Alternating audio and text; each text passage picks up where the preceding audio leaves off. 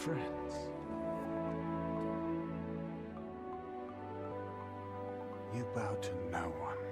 All three films of the Lord of the Rings trilogy have been immortalized in history as some of the most watched, most revered, and highest-grossing films of all time, with Lord of the Rings: The Return of the King, The Lord of the Rings: The Two Towers, and The Lord of the Rings: The Fellowship of the Ring ranking 27th, 61st, and 70th on the list of the top-grossing movies. One of the fan favorites from the trilogy is Viggo Mortensen, who plays Aragorn, Isildur's sword-wielding heir, who earned their universal recognition as the true lead through his ability to portray a wide range of emotions, entertain them in thrilling action scenes, and touch their hearts with a romantic storyline. Unknown to many fans, the man they've hailed for this perfect portrayal and embodiment of Aragorn was not the director's first choice for the role. In 2001, Peter Jackson directed an adaptation of J.R.R. Tolkien's novel, The Lord of the Rings, which was produced and distributed by New Line Cinema in collaboration with Wingnut Films. The novel was adapted into 3 films: The Fellowship of the Rings, The Two Towers, and The Return of the King. The process of adapting the book into a trilogy had begun years before the release of the first film in 2001. The Lord of the Rings began breaking records long before its release. In April 2000, a year before the release of the first film in the trilogy, The Fellowship of the Rings broke the record to become the most downloaded trailer in history. The release of the actual movie the following year was met with the worldwide rush to film theaters as people thronged cinemas to experience the highly publicized film. Within the first week of its release, it broke the record previously held by the first Harry Potter film by selling 1.27 million copies. The film was critically acclaimed and went on to make over $870 million, yielding close to tenfold profits since its production cost was just around $93 million. After a successful first film, production for the second and third films in the trilogy began immediately. Since the two were filmed back-to-back, they broke the record for the longest film shoot, with 274 days and 16 months of filming. The Two Towers was released in 2002, while The Return of the King was released a year later. Both exceeded the returns of the first film by significant margins, with the highest-grossing film of the three, The Lord of the Rings: The Return of the King, generating revenue of over $1.1 billion worldwide. The success of the trilogy inspired a second film series comprised of 3 movies: The Hobbit: An Unexpected Journey, The Hobbit: The Desolation of the Smaug, and The Hobbit: The Battle of the Five Armies. The 3-film series capitalized on the strong foundation laid by the initial trilogy, which cultivated a large fan base, inspired a The Lord of the Rings-themed popular culture, and established a foundation for the success of similar film franchises. In 2022, a prequel to the Lord of the Rings trilogy entitled The Lord of the Rings: The Rings of Power was released on Prime Video, and followed the trajectory of all other films in the franchise, becoming the biggest premiere in the history of the streaming platform. Over the years, the film trilogy has received multiple nominations and won several awards. Between 2001 and 2003, the Academy Award for Best Music, Cinematography, Makeup and Hairstyling, and Visual Effects. The trilogy also won the Screen Actors Guild Award for Outstanding Performances by a Male Actor in a Supporting Role, Ian McKellen, People's Choice Award for Favorite Movie, BAFTA Award for Best Film, BAFTA Award for Best Direction, Nebula Award for Best Script, and the Australian Film Institute Award for Best Foreign Film, among other awards. The success of the initial trilogy was in part attributed to the cast. The director, Peter Jackson, vowed to preserve the integrity of the story, so he took all the actors and actresses who auditioned for parts in the film through a rigorous auditioning and casting process to ensure that every character was authentic and the players perfectly suited for their roles. The lengthy process began in 1997 when discussions of the casting approach were held. A proposal to include American film stars was tabled. Some of the names discussed included Morgan Freeman for the role of Gandalf and Daniel Day-Lewis for Aragorn. Lewis was director Jackson's first choice for Aragorn. Mira Sorvino and Ashley Judd were also suggested for roles in the trilogy, and the initial discussion stage of Jackson's list included Ian Holm and Cate Blanchett for the roles of Bilbo and Galadriel alongside Lewis. After the preliminary discussions, Jackson went to work on upholding his promise to honor the integrity of Tolkien's work through casting. He adapted a novel approach of involving the fans in his casting decisions by asking their opinions, sharing cast ideas and dropping hints when the final decisions were made. However, the fans weren't privy to one aspect of casting. When the casting calls were put out, the interested actors and actresses weren't given a script. To protect the privacy of the film, interested cast members were furnished with a script only when they arrived for an audition. This approach led to varying reactions from the actors, which helped Jackson evaluate their commitment and suitability for their roles. For instance, Elijah Wood engaged a writer, filmmaker, voice coach, and a few friends to help make his audition tape. Jackson was highly impressed and called Wood himself to offer him the role of Frodo Baggins. Overall, the cast of the Lord of the Rings films is a testament to the effectiveness of Jackson's efforts in ensuring that he cast the perfect actor or actress in every role.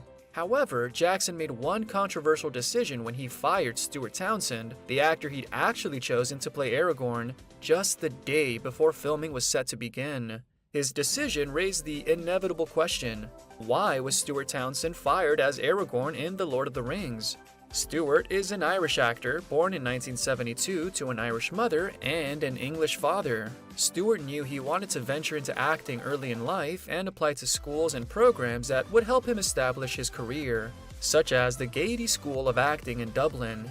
He made his professional acting debut in True Lines in the early 1990s, which was featured in the Dublin Theatre Festival and the Bush Theatre in London. The majority of his early appearances were in Irish short films such as Summertime and Godsuit, in which he honed his craft. His efforts paid off when he featured in the British film Shooting Fish. When the casting calls for The Lord of the Rings went out, Stuart had the relevant experience and possessed the appeal that Jackson sought for the role. He was well known to British audiences and wouldn't require much training to fit into the role of Aragorn. However, Jackson had another character in mind for that role, favoring Daniel Day-Lewis for the role, and made a good offer to the actor, hoping to entice him into accepting the now iconic part. Lewis turned down the first offer, prompting Jackson to raise his offer, but unfortunately for Jackson, Lewis turned down every single one of them. Stewart's good fortune began when Jackson gave up and decided to consider other actors for the revered role. However, the studio made another offer for the role. Their second choice was Russell Crowe, a veteran actor who was preferred for his experience. Fortunately for Townsend, Russell turned down the role as well, citing a scheduling clash since he would be filming A Beautiful Mind, concurrently with the filming of The Lord of the Rings, The Fellowship of the Ring. Additionally, Russell didn't buy into Jackson's vision for the trilogy, and didn't think that the franchise would be a hit at the box office for the percentage of earnings he was offered to be worth the time and effort he put into the film. Subsequently, a third offer was made to American Nicolas Cage, but he also turned it down. After the first three choices for the role of Aragorn turned down the opportunity, Jackson began the process of auditioning other actors for the role. One other well-known actor who was tried out was Vin Diesel. However, Stuart Townsend impressed the director and his team, making him Jackson's fourth choice for the role. Although, unlike the first three choices, Stuart was scarcely known beyond Ireland, and only vaguely known in the UK. He accepted the role happily, excited to venture his craft beyond his native Ireland and the neighboring England, and immediately joined the rest of the cast for training and rehearsals until 2 months into rehearsals, when he was replaced right when filming was scheduled to begin. The news of his replacement caught Stuart and his co-workers in the show by surprise. He'd worked with his fellow castmates for 2 months, training for the fight scenes that required combat skills, reading his lines with other characters to create a good flow of dialogue, and deliver an exceptional performance. He had established a good working and personal relationship with his colleagues in the show, who were both sad and shocked at his departure. According to the disgruntled actor, he was removed from the cast following Jackson's change in preference and decision to go with an actor who was 20 years his senior. However, the producers cited a lack of confidence in Stuart's ability to portray Aragorn well.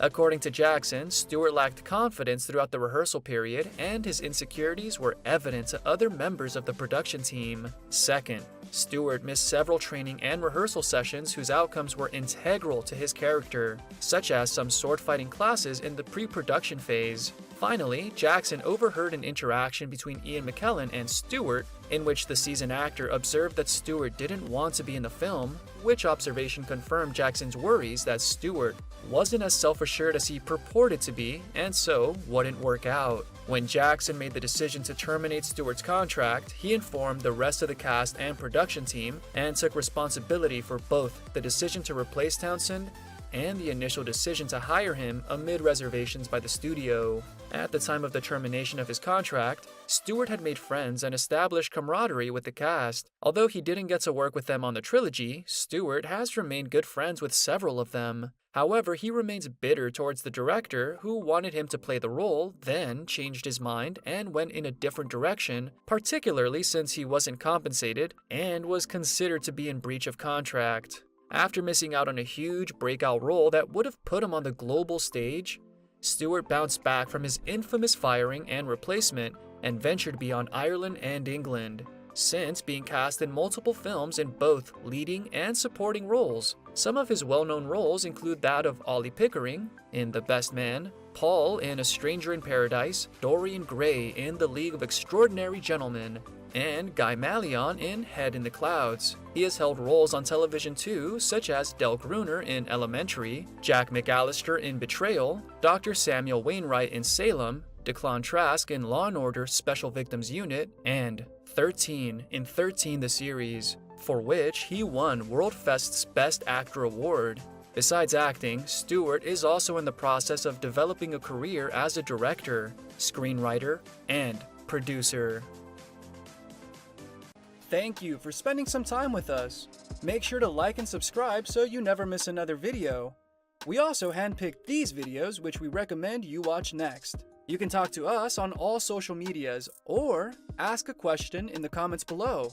Thank you for being with us, and we'll see you back tomorrow.